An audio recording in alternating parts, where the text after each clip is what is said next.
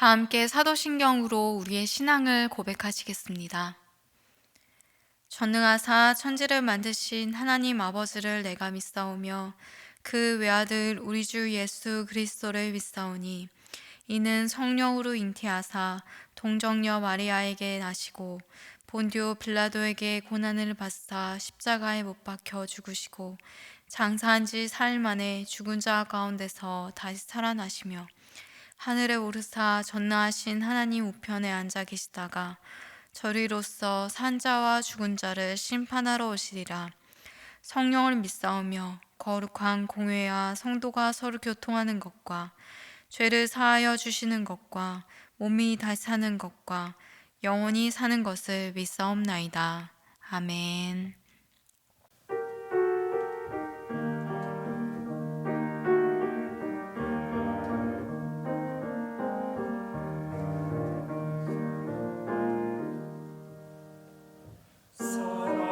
사랑하는 주님 앞에 형제자매 한 자리에 그 시민을 생각하며 즐거운 찬송 부르네. 내 주 예수 모니마다 모든 사람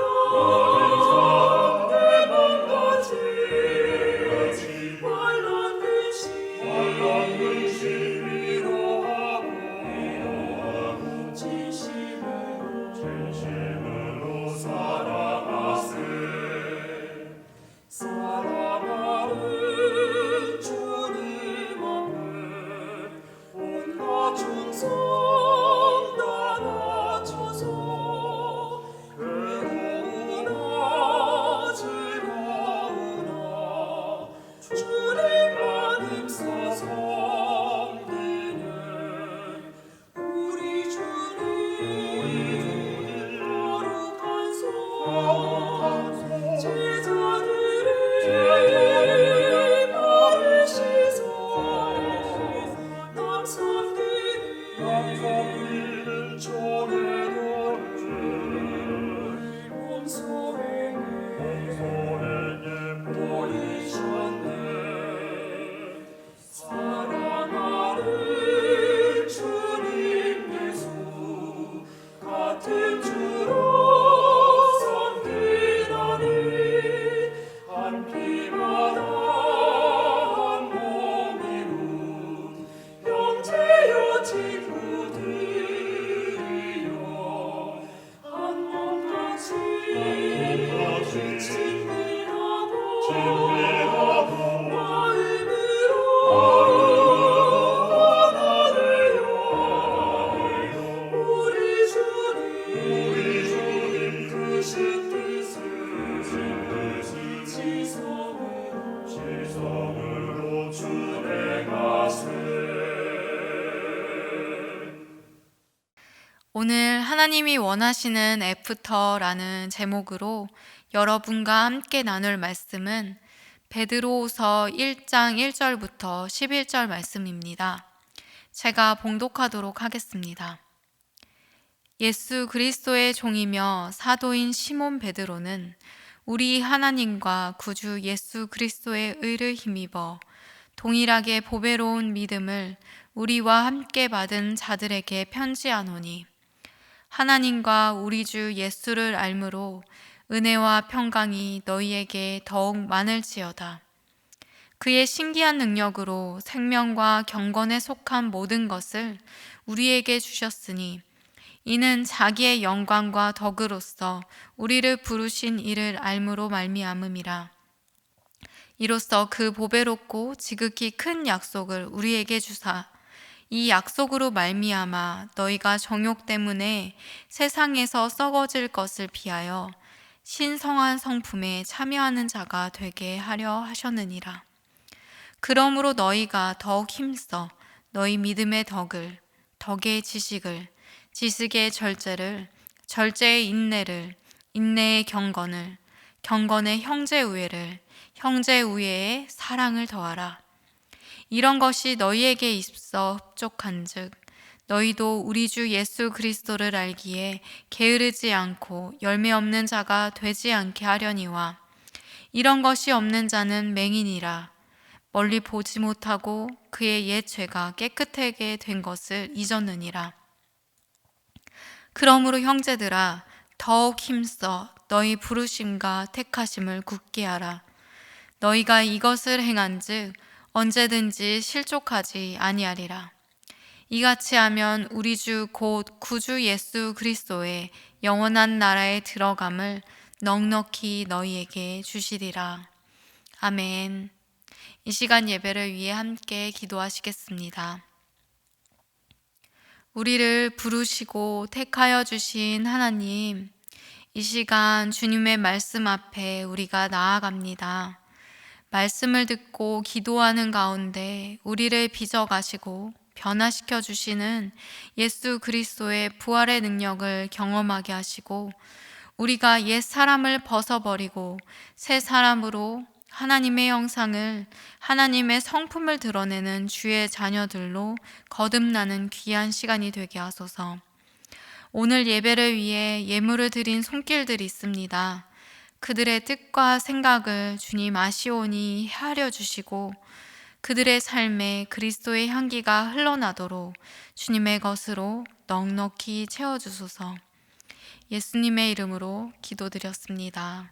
아멘. 할렐루야.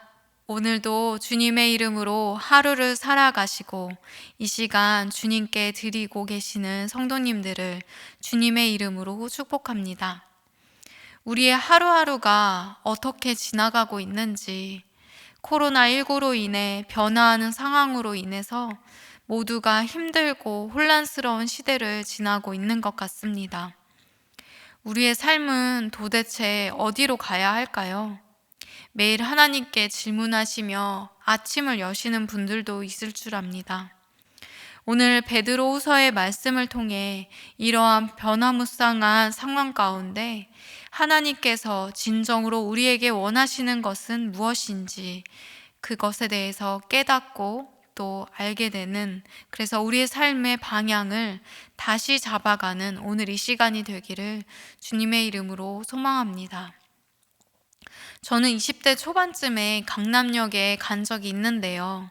그때 정말 큰 충격을 받았습니다. 왜냐하면 지하철 곳곳에 수많은 비포 앤 애프터 사진들이 빼곡히 붙어 있었기 때문이죠.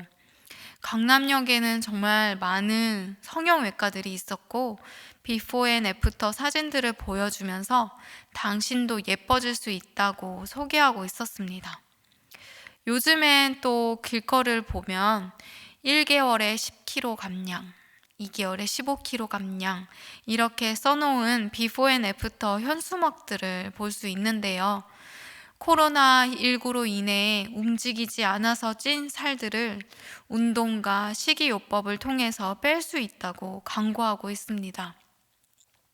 또 자녀들이 다니는 학원들은 어떨까요? 비포 앤 애프터를 특별하게 보여주지는 않지만 애프터에 치중하여서 스카이대 특목고 몇십 명을 보냈다.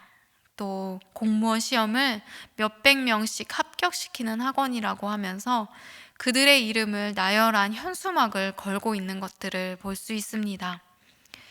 우리가 너무나도 잘 알고 있고 너무나 당연한 것이지만 예뻐지고 날씬해지고 공부 잘하고 취업 잘하고 돈 많이 버는 것이 하나님께서 우리에게 원하시는 것이 아니죠. 그렇다면 하나님이 꿈꾸시는 그리스도인의 비포 앤 애프터는 무엇일까요? 여기 예수님의 제자들 중에서도 가장 큰 변화를 경험한 사람이 있습니다. 누군지 모두 대충 짐작하시겠죠? 바로 베드로입니다.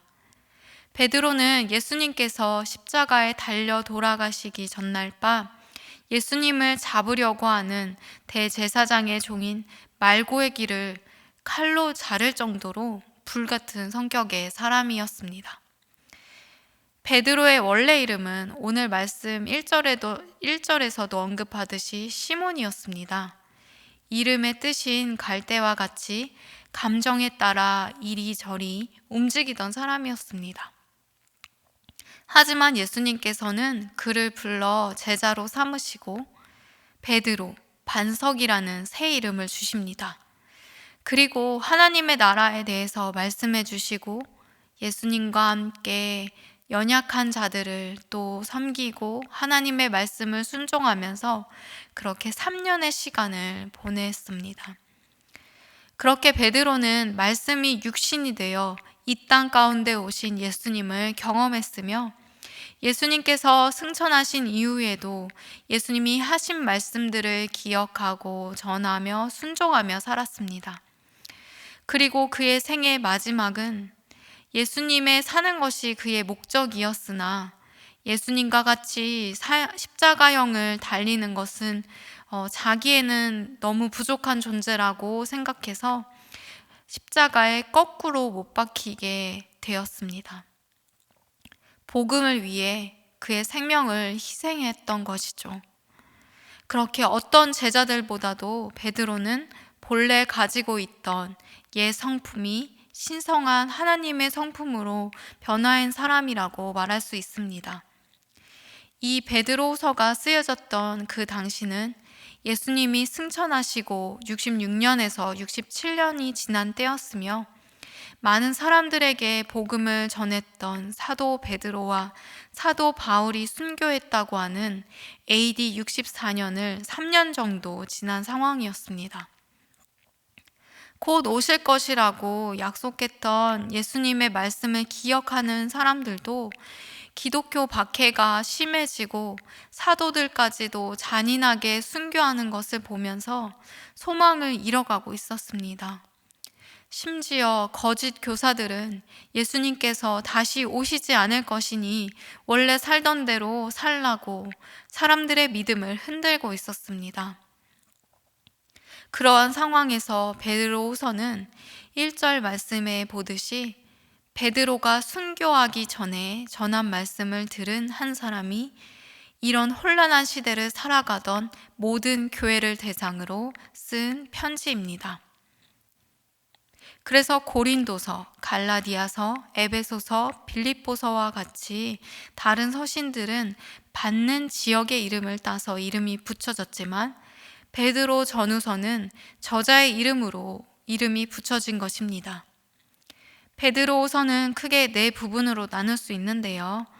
특별히 1장 12절에서 21절과 3절은 예수님께서 다시 오십니다 라는 메시지를 전하고 있습니다.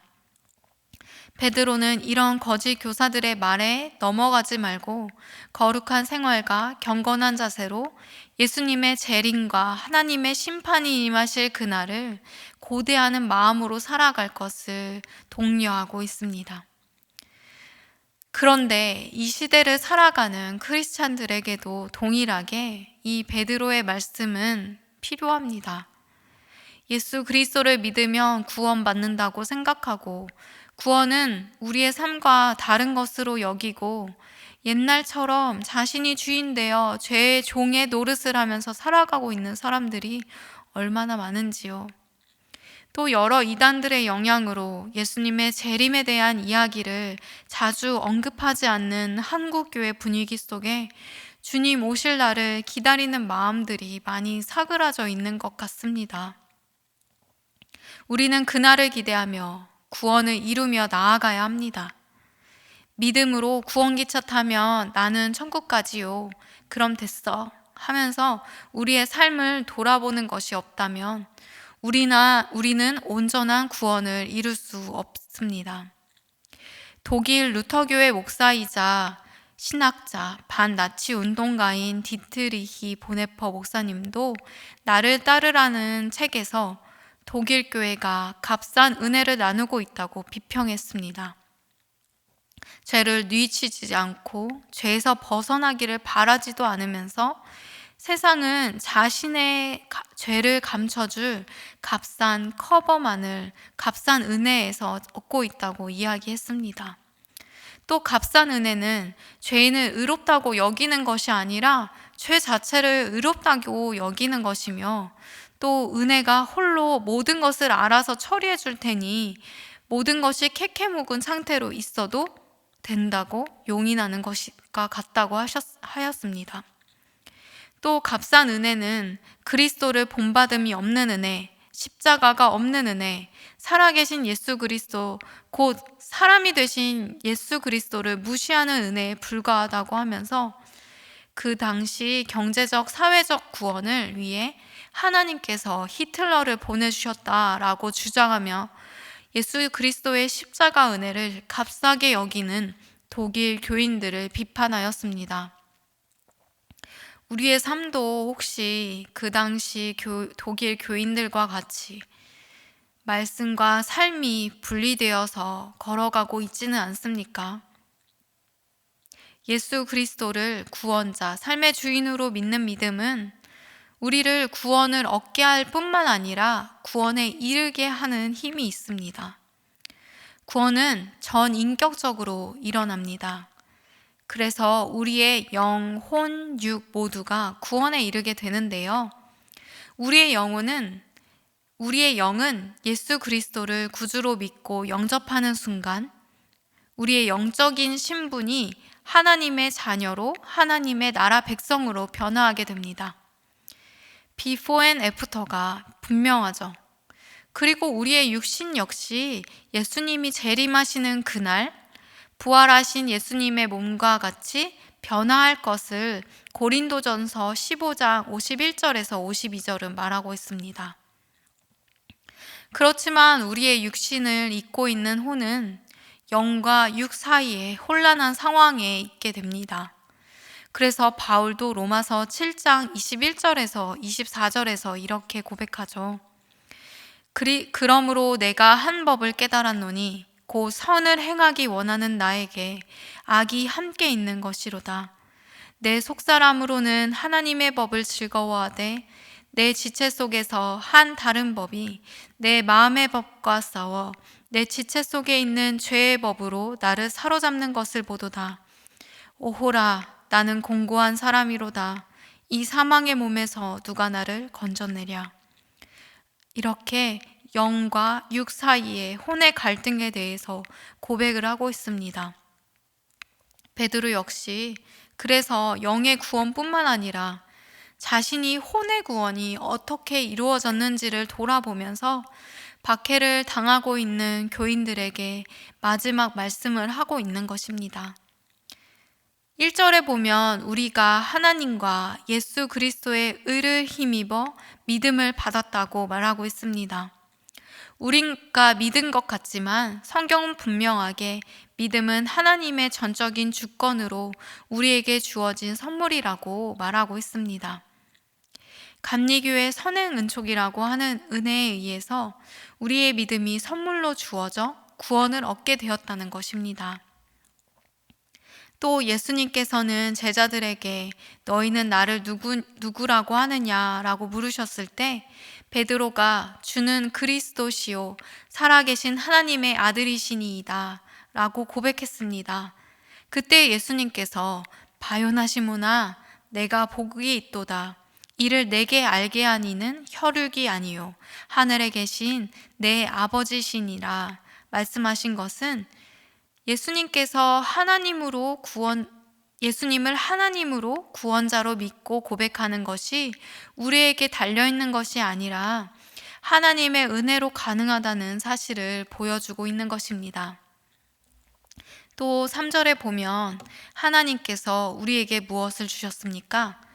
신기한 능력으로 생명과 경건에 속한 모든 것을 우리에게 주셨다고 말씀하십니다. 쉬운 성경으로 다시 읽어보면 하나님의 능력으로 우리가 하나님을 섬기며 살아가는데 필요한 모든 것을 허락해 주셨습니다. 이 모든 것은 우리가 그분을 알 때에 받게 되는 것입니다. 그분은 자신의 영광과 선함으로 우리를 불러주셨습니다. 라고 말합니다. 하나님께서 처음 우리를 창조하셨을 때처럼 창조의 목적대로 하나님을 섬기며 살아가는데 필요한 모든 것을 예수님께서 십자가에서 우리의 죄를 대신 담당하심으로 모든 것이 회복되었다는 것입니다. 그래서 우리가 예수님을 알 때 그 모든 것을 받아 누릴 수 있다고 말씀하십니다. 그런데도 우리가 이것 때문에 저것 때문에 하나님을 섬길 수 없다고 얘기한다면 아직 예수 그리스도의 십자가 은혜를 알지 못하는 것이죠. 우리가 진정으로 우리 삶에서 하나님을 섬기는 삶을 살고자 한다면 하나님께서는 그에 필요한 모든 것을 채워주실 것입니다. 그리고 4절 말씀에 보면 보배롭고 지극히 큰 약속을 우리에게 주셨다고 말합니다. 그래서 하나님께서 이루고자 하시는 것은 바로 우리가 그분의 성품, 신성한 하나님의 성품에 참여하는 자가 되길 원하셨다는 것입니다. 그래서 우리가 정욕 때문에 세상에 썩어질 것들을 쫓지 않고 신성한 하나님의 성품을 닮아가는 자가 되게 하게 하셨다고 말씀하십니다. 그러니까 예수 그리스도를 구주로 영접하면요, 우리의 영은, 신분은 새롭게 변화하지만 그때부터 하나님은 우리 혼에서 새 일을 시작하신다는 것입니다. 빌립보서 1장 6절에도 이런 말씀이 있죠. 너희 속에 착한 일을 시작하신 이가 그리스도 예수의 날까지 이루실 줄을 우리가 확신하노라. 그래서 교만과 불신의 죄로 인해 우리가 하나님의 형상을 잃어버린 우리가 그 약속 때문에 하나님의 형상, 하나님의 형품을 회복하는 혼의 구원을 이룰 수 있게 된다는 것입니다. 그렇다면 하나님의 성품으로, 하나님의 형상으로 우리는 어떻게 회복할 수 있을까요? 어떻게 하면 베드로가 8절에서 이야기하듯 열매 없는 값싼 은혜의 신앙이 아니라 열매 맺는 값비싼 은혜의 신앙의 삶을 살 수 있을까요? 베드로는 구원의 여정은 믿음으로 시작해 희생하는 사랑으로 열매 맺는다고 이야기합니다. 먼저 베드로는 믿음의 덕을 더하라고 합니다. 네이버 국어사전으로 덕을 찾아보니까 도덕적, 윤리적 이상을 실현해 나가는 인격적 능력이라고 말하는데요. 바로 선을 행하라는 말로 바꿀 수 있습니다. 하지만 세상이 말하는 정도의 선이 아니라 하나님의 말씀을 따라 순종하셨던 도덕적으로 최상이신 예수 그리스도처럼 행하라는 말입니다. 그런데 여기서 특이한 것은 그 다음이 지식을 더하라고 말한다는 것입니다. 그러니까 여기 나오는 지식은 경험으로부터 얻어지는 지식입니다. 한번 말씀대로 순종해 볼까? 이렇게 하면은 좋은 것일까? 라는 의문이 들어도, 나에게 손해가 되는 것 같은데 라는 생각이 들어도 행하여 순종할 때 더욱 하나님의 뜻을 알게 되고 하나님을 알게 된다는 것입니다. 그래서 아브라함이 갈 바를 알지 못하고 행동으로 믿음을 보였던 것처럼 우리 안에도 일단 믿음을 갖고 말씀대로 살아야 할 것을 베드로는 당부하고 있는 것입니다. 여기까지만 해도 우리에게는 너무 힘들게 여겨지는지 모르겠습니다. 말씀대로 사는 것 자체가 정말 많은 분들에게도 어려운 일이겠죠.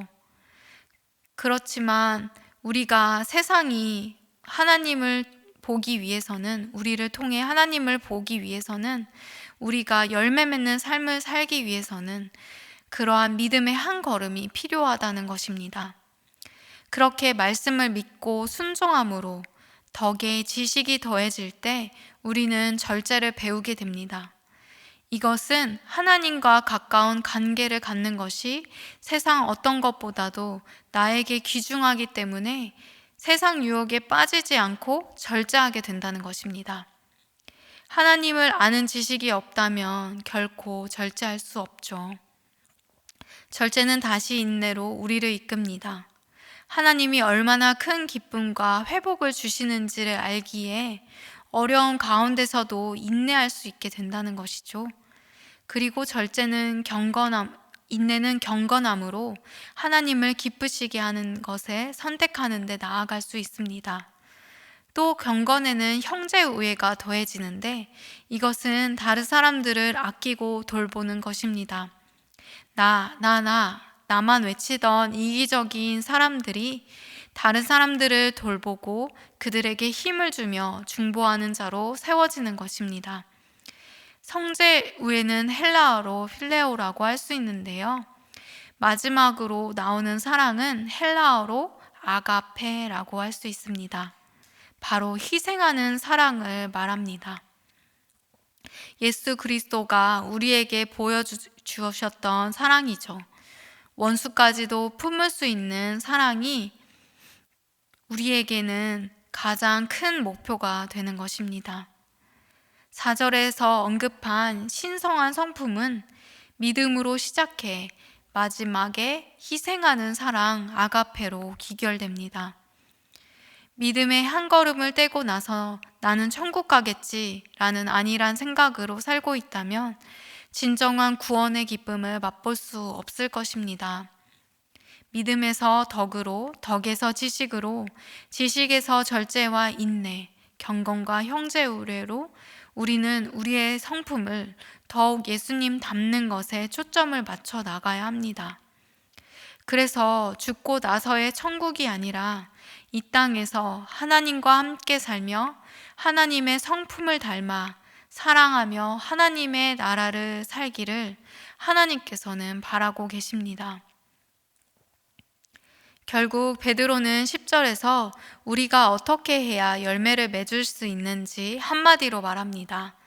10절을 읽어보겠습니다. 그러므로 형제들아 더욱 힘써 너희 부르심과 택하심을 굳게 하라. 공동번역 성경으로 보면 하나님께서 여러분을 불러주시고 뽑아주셨다는 사실을 여러분은 더욱 확실히 깨닫도록 하라고 권면하고 있습니다. 그렇게 될 때 결코 빗나가거나 넘어지지 않고 영원한 나라의 최고의 환영을 받게 될 것이라고 합니다.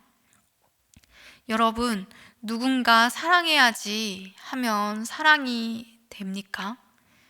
어려운 상황들을 참고 견뎌야지 이렇게 마음 먹는다고 잘 참아지십니까? 유혹에 넘어가지 말아야지 하고 넘어가지지 않습니다. 베드로도 오랜 시간 하나님의 성품에 참여하는 것에 고군분투하며 애를 먹으며 터득한 것이 있었습니다. 바로 하나님께서 나를 불러주시고 뽑아주셨구나 라는 사실을 기억하는 것입니다. 어떻게 하면 깨닫고 굳게 할 수 있을까요? 이것을 우리가 매일매일 기억하고 죄인인 나를 벌레만도 못한 죄 가운데서 뒹굴고 있던 나를 어둠 가운데서 불러주시고 하나님의 자녀로 뽑아주셨구나. 그래서 우리의 구원의 여정이 어디쯤 있는지 우리가 항상 돌아보고 우리의 연약함을 가지고 매일매일 주님 앞에 나아갈 때 누군가를 용서하고 사랑하는 일, 세상 험한 고난을 견디고 유혹을 이겨내는 일, 우리를 넘어뜨리지 않을 것입니다. 우리는 죄의 종노릇하는 죄의 노예에서 벗어나 이제 하나님의 입양된 자녀로 아버지 하나님을 닮아가는 아들, 딸로 살아야 가야 함이 마땅합니다. 그렇게 우리의 성품이 옛 자아가 하나님의 성품으로 빚어지는 것이 하나님께서 우리에게 가장 원하시는 애프터일 것입니다. 그럴 때 세상은 우리를 통해 하나님을 보게 될 것이기 때문입니다. 여러분, 구원의 여정 어디쯤 가고 계십니까? 우리가 부모가 아이를 낳으면 그 아이가의 몸과 생각이 자라고 성장하여 하나의 주체로서 부모에게 받은 것을 토대로 자신의 삶을 누리고 감사하고 살아가기를 원하지 않습니까? 이처럼 하나님께서도 우리가 옛사람과 옛 생활에서 벗어나 한 걸음씩 한 걸음씩 믿음에서 희생하는 사랑의 열매를 맺는 삶을 사는 우리 모두가 되기를 원하십니다. 그래서 우리 주 예수 그리스도의 영원한 나라에 넉넉히 들어가는 하나님이 원하시는 애프터의 삶을 사시는 우리 모두가 되기를 주님의 이름으로 축복합니다. 다 함께 주기도문으로 예배를 마치시겠습니다. 하늘에 계신 우리 아버지여, 이름이 거룩히 여김을 받으시오며 나라가 임하시오며 뜻이 하늘에서 이루어진 것 같이 땅에서도 이루어지이다. 오늘 우리에게 일용할 양식을 주시옵고 우리가 우리에게 죄 지은 자를 사하여 준 것 같이 우리의 죄를 사하여 주시옵고 우리를 시험에 들게 하지 마시옵고 다만 악에서 구하시옵소서. 나라와 권세와 영광이 아버지께 영원히 있사옵나이다. 아멘.